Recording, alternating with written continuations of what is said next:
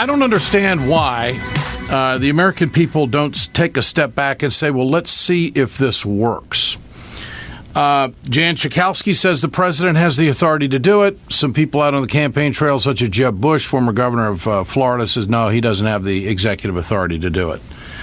You know, sometimes we get to a point we don't know who the hell to believe. But I don't understand why the American people aren't collectively willing to go along with this. And I'm talking about the antis. What if it works? How do you know it's not going to work? How many firearms are you going to lose? And the answer is none. There's going to become a system of checks and balances that is going to curb gun violence. That's the attempt here. No one knows more about that than Shannon Watts. She is the founder of Moms Demand Action for Gun Sense in America. Shannon, good to have you with us. Thank you so much. Will this work? What the president's doing, will it work? Well, we know that gun laws work. When you look at the 18 states, for example, that have closed their background check loophole, you see mass shootings, you see police killings, you see domestic homicides with guns cut almost in half. We know that laws work. So putting more laws in place will help. In fact, you know, this narrows the loophole that we've asked Congress to close for years, and they won't. It does not close the loophole, but it does narrow it, and that means saved American lives. The timing of this, why has it taken, in your opinion, so long for the president to come to this conclusion? Was it just a matter of giving Congress an opportunity to do something? What do you think?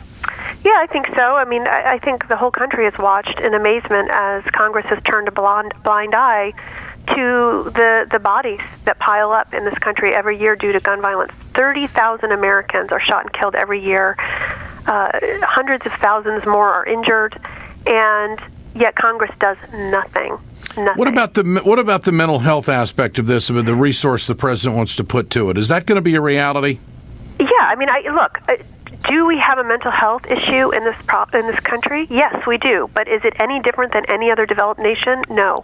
Data shows that we watch the same movies, we play the same video games, we have the same rates of mental illness, yet you are 20 times more likely to be murdered with a gun in the United States.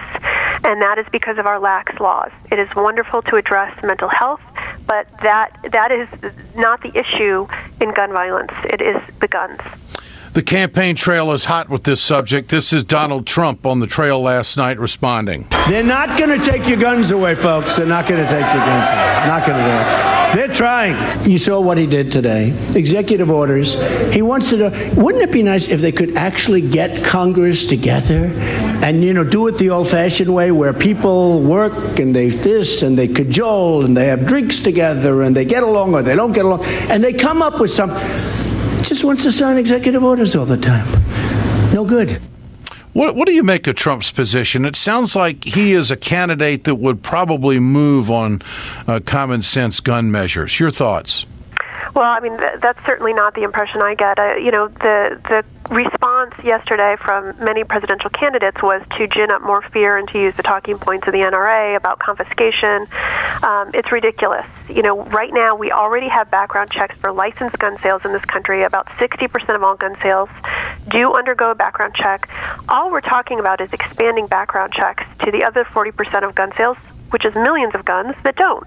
If you're a dangerous person, are you going to go get a gun from a licensed dealer who will perform a background check or from someone who won't? I mean, the answer is clear, and that's how guns get into the hands of felons and domestic abusers and the dangerously mentally ill. Shannon Watts, great to have you with us. I know it's a day that you've been waiting for a long time to see what the president did yesterday, and hopefully this will work. Thank you. Thank you.